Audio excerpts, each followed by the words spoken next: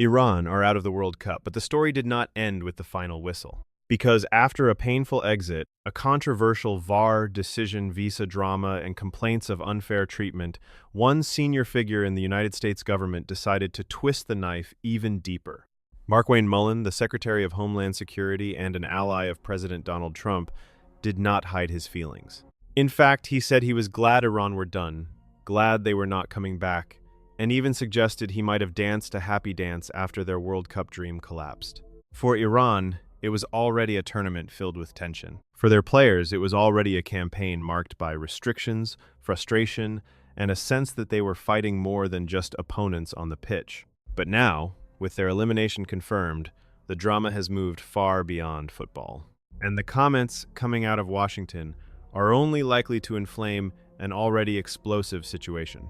Iran's World Cup came to an end after a tense and frustrating group stage finale against Egypt. They were held to a 1-1 draw, a result that left their hopes hanging by a thread.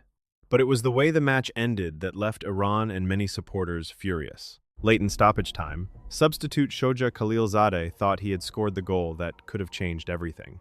A dramatic late winner, a moment of pure World Cup emotion, a goal that might have kept Iran alive. But then came VAR. The strike was ruled out after an animated graphic appeared to show an incredibly fine margin, possibly just millimeters. The decision raised fresh doubts over the reliability of the semi-automated system, and for Iran, it was a crushing blow. The draw meant they finished third in Group G with 3 points after drawing all 3 of their matches. But even then, their fate was not fully in their own hands. Iran's neutral goal difference proved costly in the third-place mini-table. Senegal moved ahead of them with a +2 goal difference. And then, while Iran were not even on the pitch, the final blow arrived. A 3-3 draw between Algeria and Austria, including a 95th-minute equalizer from Sasa Kalajdzic, officially sent Iran crashing out. It was a brutal way to go. One late VAR call, one goal difference calculation, one result in another stadium, and suddenly, Iran's World Cup was over. Many football fans reacted with sympathy. They saw a team that had fought through difficult circumstances, only to fall short in the narrowest and most painful fashion. But not everyone felt that way.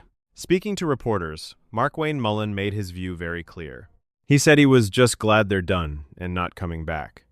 He said he was happy when Iran's visas were pulled, and they were told they could leave U.S. soil. Then came the line that has sparked even more attention. He said he might have sung a song or two, or maybe even danced a happy dance. For a senior security official to speak that way about a national football team's elimination is extraordinary. And according to Mullin, Iran created more work than any other side during the tournament. He claimed there was not a single team that required more time and attention from his department.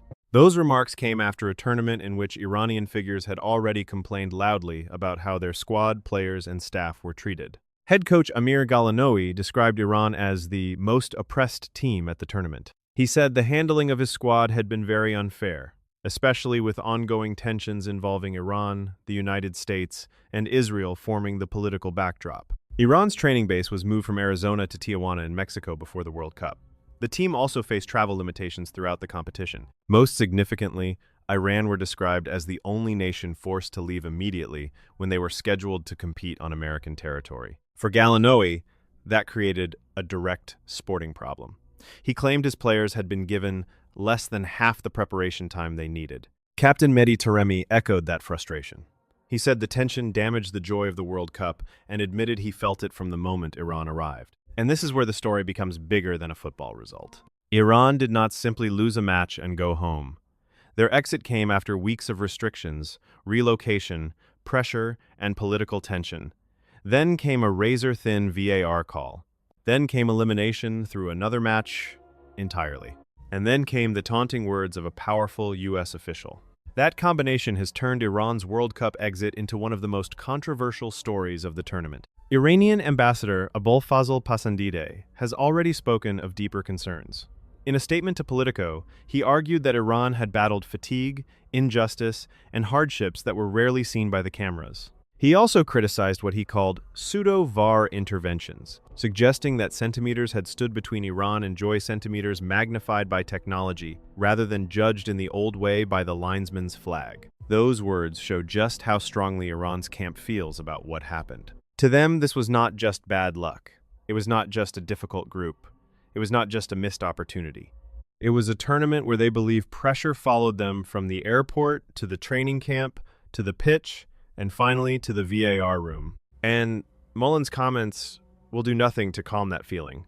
Instead, they are likely to be seen as confirmation that Iran were never treated like an ordinary football team, but as a political problem inside a sporting tournament. That is why this story continues to build. Because the World Cup is supposed to be about goals, drama, national pride, and the emotion of the game. But Iran's exit has become about visas, security decisions, travel restrictions, political hostility, and a senior U.S. official openly celebrating their departure. So Iran leave the World Cup with no wins, 3 draws, and a deep sense of grievance. They were denied a late goal by VAR against Egypt.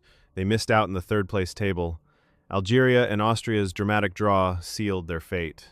And then, after everything, the U.S. Homeland Security Chief celebrated their exit in public. For some, this will be seen as a blunt political statement. For others, it will look like an unnecessary insult aimed at players who had already endured a deeply difficult tournament. But either way, one thing is clear. Iran's World Cup campaign may be over, but the fallout is not. Their players are going home. Their coaches are speaking out. Their officials are questioning the decisions around them. And now, with Mullin's happy dance comments spreading, the debate is only getting louder. The football ended on the pitch. The controversy is just beginning.